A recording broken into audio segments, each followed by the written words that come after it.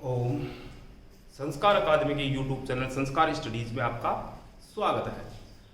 आज हम चर्चा करेंगे जो बच्चे रीट, रेलवे और इन्वेस्टिगेटर के एग्जाम की जो तैयारी कर रहे हैं, इसकी चर्चा एक ऐसा टॉपिक जो इन एग्जामों में निश्चित रूप से आएगा और वो है केंद्रीय प्रवृत्ति की माप, जिसमें हमारे पास तीन ही चीजें हैं: माध्य, माध्यिका और बहुलक। एक एक को स्टेप बाय स्टेप हम हल करेंगे और आपकी रेलवे, रीट और जो इन्वेस्टिगेटर की जो एग्जाम है उसमें, और शायद रेलवे, एसएससी, इनमें भी इनके प्रश्न आते हैं। अब यहां जो बात करेंगे हम केंद्रीय प्रवृत्ति की माप, ये जो है इनमें हमारे और ज्यादा नहीं है, केवल तीन ही बातें हैं: मीन, मीडियन और मोड। बार बार बता रहा हूं, इसमें सबसे पहले लेंगे समांतर माध्य। लेकिन इससे पहले मैं आपको बता दूं कि केंद्रीय प्रवृत्ति क्या होती है। अगर किसी कॉपी में या कहीं आंकड़ों में या किसी क्वेश्चन में या बहुत सी संख्याएं लिखी जाएं एक जगह, मतलब बहुत सा मैटर हो जो संख्याओं के रूप में हो, आंकड़ों के रूप में हो, ये आंकड़ों में ही आते हैं। सांख्यिकी का डिपार्टमेंट है, मतलब जैसे जन्म ज्ञात करना, मृत्यु दर ज्ञात करना, युवकों की नवयुवकों की संख्या ज्ञात करना, 20 से 25 वर्ष की आयु ज्ञात करना, ऐसे में बहुत लंबे क्षेत्र में चलता है ये। 4-5 किलोमीटर, 10-20 किलोमीटर, 50 किलोमीटर इस एरिया के अंदर चलता है, तो उसमें काफी बड़ी संख्या हो जाती है, तो उनको आंकड़े बोलते हैं। एक आंकड़े के इर्द गिर्द, ध्यान सुनना, केंद्रीय प्रवृत्ति किसे बोलते हैं। जैसे संख्याएं लिख दी 2, 3, 5, 7, 6, 8। यदि किसी श्रृंखला में या किसी पृष्ठ पर या किसी प्रश्न में बहुत से आंकड़े दिए जाए और इन आंकड़ों में एक आंकड़े के इर्द गिर्द वो जो संख्याएं हैं सारी, इर्द गिर्द का मतलब उसके चारों ओर, एक ही संख्या के चारों ओर, मतलब बीच की संख्या हो लगभग, ध्यान देना, जो बीच की संख्या हो लगभग उसके इर्द गिर्द कोई संख्याएं हैं, तो उसे हम केंद्रीय प्रवृत्ति बोलते हैं। दूसरी चीज, इसको माध्यक बोलते हैं। तीसरी चीज, अगर आपने पढ़ा है अंगणित में, तो औसत बोलते हैं इसे, और उस संख्या को केंद्रीय प्रवृत्ति की माप बोलते हैं। जैसे यहां मेरे पास, तो इसमें 2, 3, 6, 7, 8, तो यहां संख्या है 1, 2, 3, 4, 5, 6 हो गई। तो इसमें अब बड़े कोई लगभग ऐसी संख्या देखेंगे जो इसके नजदीक हो, तो हमने ले लिया 5। अब 5 एक अनुमान के, तो 5 के साथ 3 भी है, 5 के पास 2 भी है, 5 के नजदीक 6 भी है, 5 के 7 है और 5 के 8।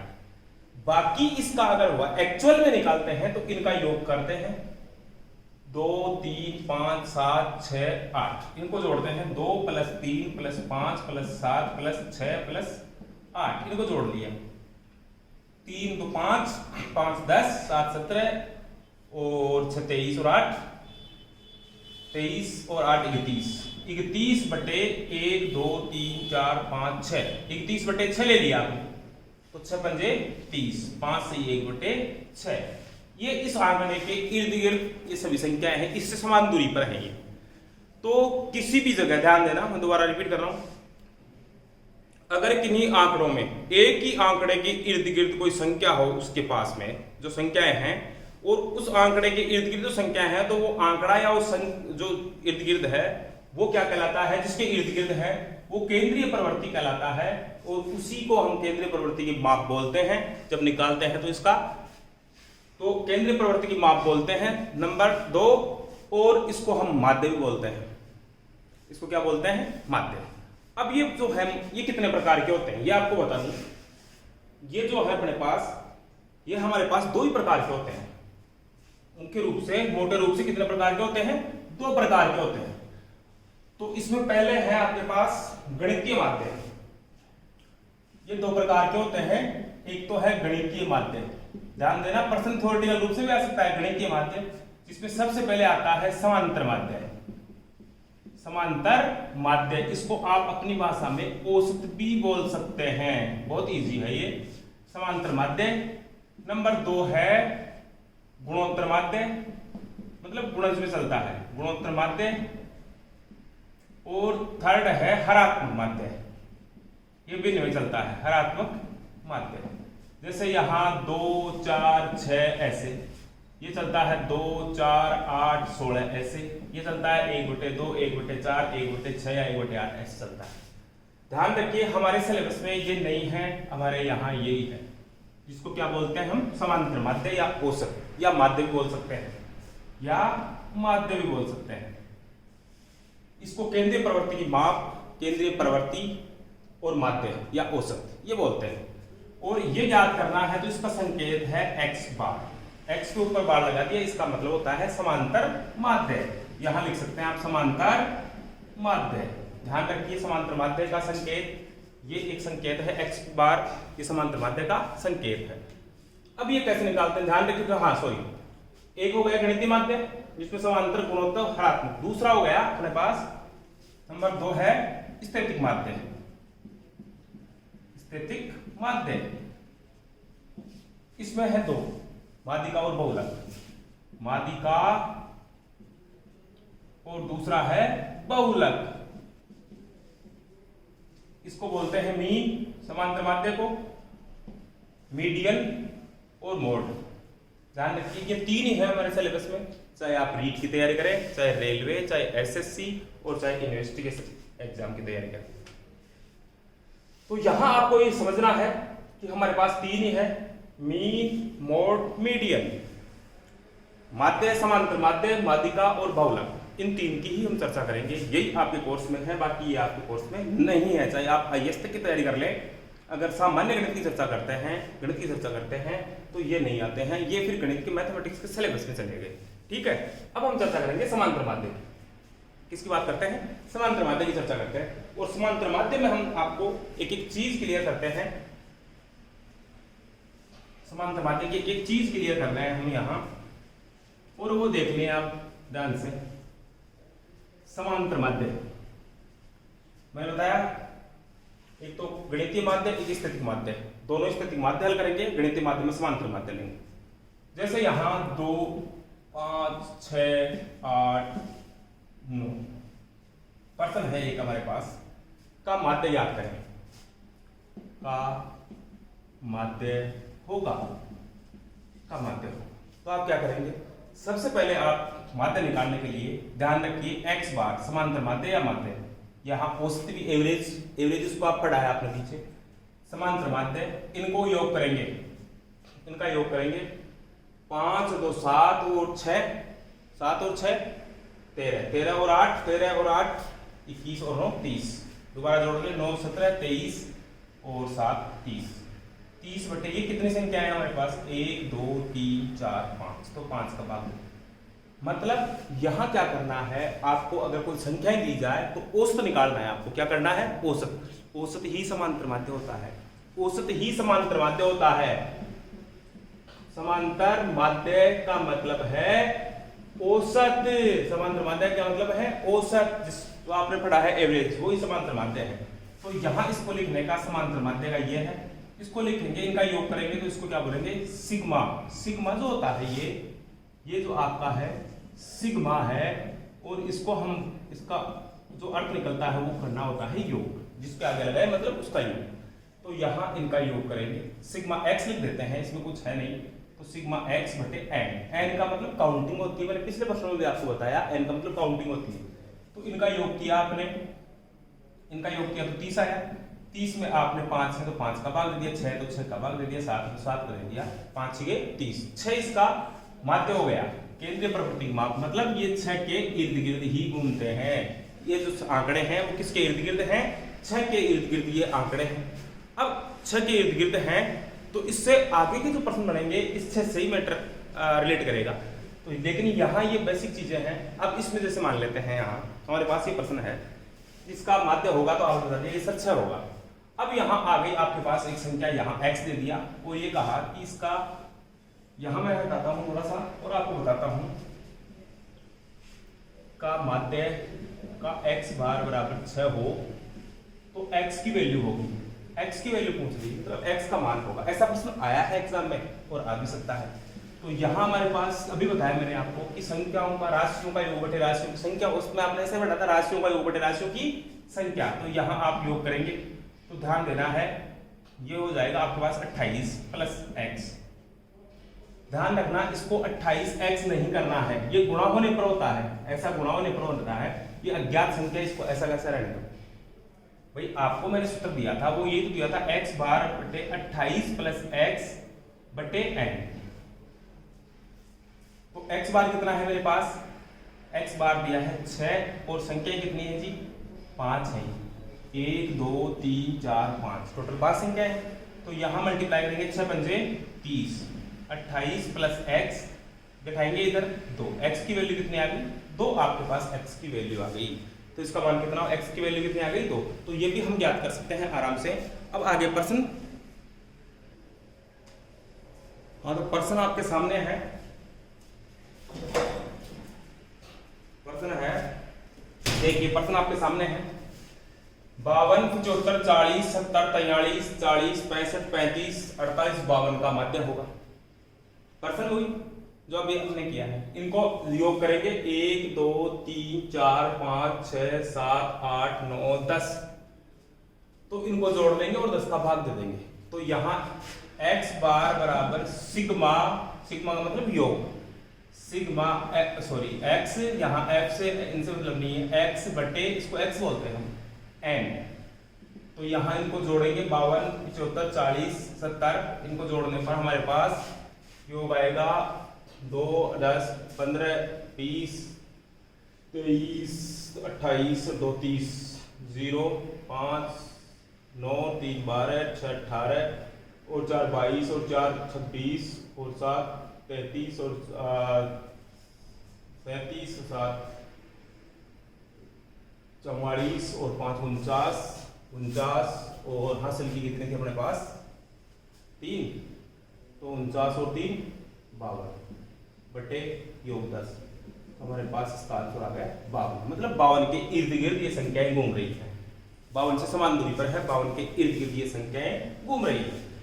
फिर आता है प्रश्न नंबर 2। ऐसा मैंने बताया था एक ही प्रश्न को लेकर 3 4 8 5 x 3 2 1 का माध्य 4 हो तो x की वैल्यू होगी।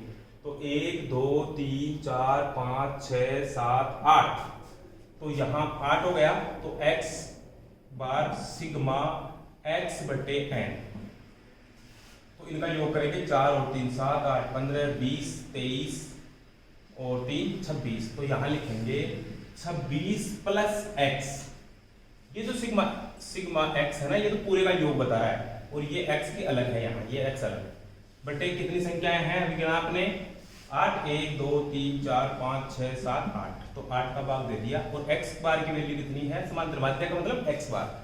तो यहाँ 4 है, तो 4 बराबर 26 प्लस x बटे 8, 8 चौक 32, क्रॉस मल्टीप्लाई होता है, 8 चौक 32 बराबर 26 प्लस x।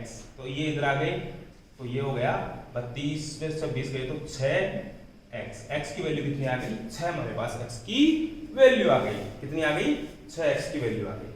अब देखते हैं इसी का थोड़ा बढ़ा हुआ रूप नंबर 3 है, प्रश्न नंबर 3। इसी समांतर माध्य का थोड़ा सा बढ़ा हुआ रूप है प्रश्न नंबर 3। देखिए इसको मिटा देता हूं मैं, ऊपर वाला देखिए आप, इसी का थोड़ा बढ़ा हुआ रूप है, ये देखिए आप नंबर 3 यहाँ fx। अब ऐसी कंडीशन में क्या करते हैं, पहले तो हमारे को यही दिया गया था, पहले तो हमें यही दिया गया था। अब इसका मतलब समझ रहे हो आप, जो संख्या 3 है वो कितनी बार है कितनी आंकड़ों में, वो 2 बार है। जैसे यहाँ 3 लिख दिया, फिर 5 है वो कितनी बार है 4 ऐसे 4 बार है 5 बार ऐसे है, समझ रहे हैं ना। तो इनको जोड़ेंगे तो 20 हो जाएगा, इसको जोड़ेंगे तो 6 हो जाएगा, ऐसे होता है। फिर इसका माध्य निकालना है, तो इसको हम क्या करते हैं, f का मतलब बारंबारता, इसकी फ्रीक्वेंसी कितनी बार यह आया है, और x का मतलब जैसे छात्रों की संख्या है, अंक है, वजन है, ये x है यहाँ, ये ध्यान रखिए, प्राप्तांक वगैरह जो भी है। तो यहाँ हम क्या करते हैं ऐसी कंडीशन में x और f हमारे पास है ना, तो इन दोनों को क्या करते हैं मल्टीप्लाई करते हैं और यहाँ fx प्राप्त करते हैं। क्या प्राप्त करते हैं fx। तो इनको गुणा करेंगे, वापस लिख रहा हूँ 3 2 5 4 8 5 और 11 3, तो इसको मैंने मल्टीप्लाई किया, 3 दूनी 6, 5 चौके 20। अभी या तो एक अलग अलग लिखेंगे या इस प्रकार से 8 पंजे 40 और गिरती है 33। अब इसका फॉर्मूला वही है हमारे पास, ये योग हो गया ना इनका, ये जो 3 है वो 2 बार है, 5 है वो 4 बार है, 8 है वो 5 बार है, 11 है वो 3 बार है, तो इनको जोड़ेंगे, मतलब बात तो वही हो गई। तो यहाँ fx का योग होता है, तो यहाँ सिग्मा fx बटे सिग्मा f। अब यहाँ करेंगे n नहीं करेंगे, f का मतलब कितनी बार 2, तो 2 3 को 2 बार लिखेंगे, 2 संख्या हो गई भाई, 3 3 ऐसे लिख देते हैं ना, 3 3 5 5 5 5 5 ऐसे। तो ये इनको गिनेंगे 1 2 3 4 5 6, तो इनको क्या करना है, हमें f का योग करना है। ध्यान रखिए f का योग, सिग्मा का मतलब योग को बताता है सिग्मा। तो यहाँ हम क्या करेंगे, सिग्मा fx का योग करो पहले तो, 26 60 60 और 30 60 और 30 90 और 3 90 60 और 30 90 और 6 93 और 6 99 बटे इनका योग करो, 4 2 6 9 और 3 12 9 3 12, तो ये 12 का मान देती है, 5 3 8 4 12, 5 और 3 8 8 4 12 तो 14 हो गया, ये 14 ही हो गया। तो यहाँ इसको भाग देंगे 99 में, तो यहाँ आ गया अपने पास 84 98 14 पंजे 70 14 छिके 84 14 98 सही। और ये गया अपने पास कितना,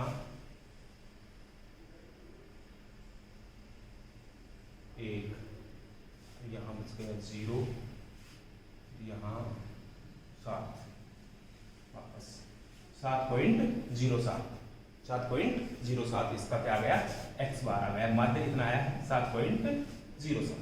अब इसी प्रश्न का बढ़ावा रूप ये है वर्ग, मतलब 0 से 10 के बीच में 9 संख्याएं हैं, इसी का बढ़ावा रूप, ये बात समझ में आ गई होगा आपके। इसी का बढ़ावा रूप है, इसी का बढ़ावा रूप इसी प्रश्न का बढ़ावा रूप ये प्रश्न है। इसमें वर्ग दे दिया, आपकी बार x नहीं दिया भाई, यहाँ आपकी बार इसमें प्रश्न में जोड़ा f, पहले x ही x था पहले प्रश्न में हमने, फिर f और x का हल किया हमने, यहाँ fx सिग्मा ये फॉर्मूला है इसका, और फिर यहाँ है अपने पास वर्ग अंतराल आता है, वर्ग अंतराल आता है, फिर इसके बाद में आएगा कल्पित माध्य, फीचर जिसको आप बोलते हैं। तो इसको देखते हैं पहले हम, तो इसको देखते हैं, तो यहाँ इसको मिटा देते हैं, इसको देखिए आप, इसमें क्या करते हैं, 0 से 10 जैसे आयु है, संख्या है, 0 से 10 के बीच में 9 संख्याएं हैं, 10 से 20 के बीच में 12 संख्याएं हैं, 20 से 30 के बीच में 45 हैं, 30 से 40 के बीच में 10 हैं, 40 से 50 के बीच में 14 है। तो ये इसका ऊपरी सीमा आ गई, ये इसकी निम्न सीमा है, ध्यान रखना, कई बार ये पूछ लेता है क्षेत्र, परिक्षेत्र। तो यहाँ हम वो आगे चर्चा करेंगे हम, यहाँ हमें जो वर्ग दिया है ना, इसको हम x में व्यक्त करेंगे, मतलब मध्यमान निकालेंगे इसका, क्या निकालेंगे, मध्यमान निकालेंगे, क्या निकालेंगे, मध्यमान निकालेंगे। तो इन दोनों को जोड़कर 2 का भाग देंगे तो 5 आया, इन दोनों को जोड़कर 5 का भाग 2 का भाग 15 आया, या बीच की संख्या देख लो आप डायरेक्ट, अगर अंतराल फिक्स है, ये संख्या यहाँ से मैच हो रही है, तो बीच की संख्या देख लो, 5 15 25 35 45, या दोनों को जोड़ के 2 का भाग देते हो, इसको जोड़ के भाग देंगे 25, इसको जोड़कर भाग दिया 35, इसको जोड़ के दिया 45, फिर वापस f रख दो, नहीं तो आप गलती कर दोगे, यहाँ f रखो 9 12 15 10 और ये आ गया आपके पास। अब लेना है fx में आपके पास आ गया ये, इसको इससे गुणा करें 150 30 180, इसको इससे मल्टीप्लाई करें 250 और 25 125 375 25 पंजे 250 250 और 25 125 जी, फिर आ गया 350, फिर आ गया, इसको मल्टीप्लाई करें आप 45 को 14 से मल्टीप्लाई करेंगे तो 180 इंटू 45, ये जोड़िए 0 8 और 5 13 1 5 1 630, ये 630 हो गया, fx हो गया। अब फॉर्मूला हमारे पास समांतर माध्य बराबर सिग्मा fx बटे सिग्मा f। तो यहाँ जोड़िए आप, यहाँ जोड़ लें डायरेक्ट आप, यहाँ आप जोड़ेंगे तो 6 और 3 9, 3 12 और 1 13, 1300 हो गए। फिर ये हो गए आपके पास 45 और फिर 74, ये हो गए 120, 120 200, 200 या डायरेक्ट जोड़ लें आप तो 5 5 10, 1 4 और 8 12 और 7 19 और 5 19 और 5 24, 24 और 3 27 और 1 28, हासिल की 2, फिर 1 4 3 7 और 6 13 और 2 13 और 2 15, 1580, ये हो गया अपने पास 1580। अब हम 1580 में भाग देंगे कितने का जी, f का योग करो 14 24 और 15 39, 39 और 12 51 और 9 60, 60 का भाग दीजिए इसमें, यहाँ आएगा अपने पास संख्या होगी 6 दूनी 12, कितने बच गए अपने पास 3 बच गए, 6 6 36 2, फिर बच गए 2 0 36 18, 26.33 एक्स बार की वैल्यू हमारे पास आ गई 26.33। तो इस प्रकार से हमें क्या करना है, पहले मध्यमान निकालना है और मध्यमान निकालने के बाद में मध्यमान निकालेंगे और मध्यमान निकालने के बाद में वही f और x दोनों हो जाएंगे। अब अगले वीडियो में लेंगे समांतर माध्य और इससे रिलेटेड कुछ मोस्ट क्वेश्चन लेंगे। अगर आपके समझ में आया है तो बहुत अच्छी बात है, क्योंकि इन्वेस्टिगेटरी एग्जाम रीट और पटवार वाले बच्चों के लिए मैंने स्पेशल ये लिया है मैटर। अगर आपके समझ में आया तो बहुत अच्छी बात है, क्योंकि इससे रिलेटेड एक दो क्वेश्चन हो जाएंगे। पहली बार दोबारा रिपीट कराऊंगा लगा सा, माध्य दो, एक गणितीय माध्य एक स्थैतिक माध्य। गणितीय माध्य में समांतर माध्य, गुणोत्तर माध्य और हरात्मक माध्य। स्थैतिक माध्य में माध्यिका और बहुलक, जो अब इसमें जस्ट आएंगे और आपके एग्जाम में समांतर माध्य माध्यिका और बहुलक ही होंगे। फर्स्ट ग्रेड के एग्जाम में भी आया था, माध्यिका का बहुलक का सूत्र 3 मीडियन माइनस 2 मीन। ऐसे क्वेश्चन मतलब हम सारे बताऊंगा, एक बार इसका बेसिक आपको बता दूं, फिर सारे प्रश्न लेंगे। और ये जो प्रश्न है आपको सबसे पहले माध्यम जो निकाल रहे हैं, आज हम पढ़ रहे हैं, इसका मतलब है औसत निकालना। क्या निकालना? औसत। किसी एक ही आंकड़े के इर्द गिर्द, किसी एक ही आंकड़े के इर्द गिर्द बहुत से आंकड़े हो, उसको हम बोलते हैं समांतर माध्य या केंद्रीय प्रवृत्ति या केंद्रीय प्रवृत्ति की माप बोलते हैं। ठीक है, धन्यवाद।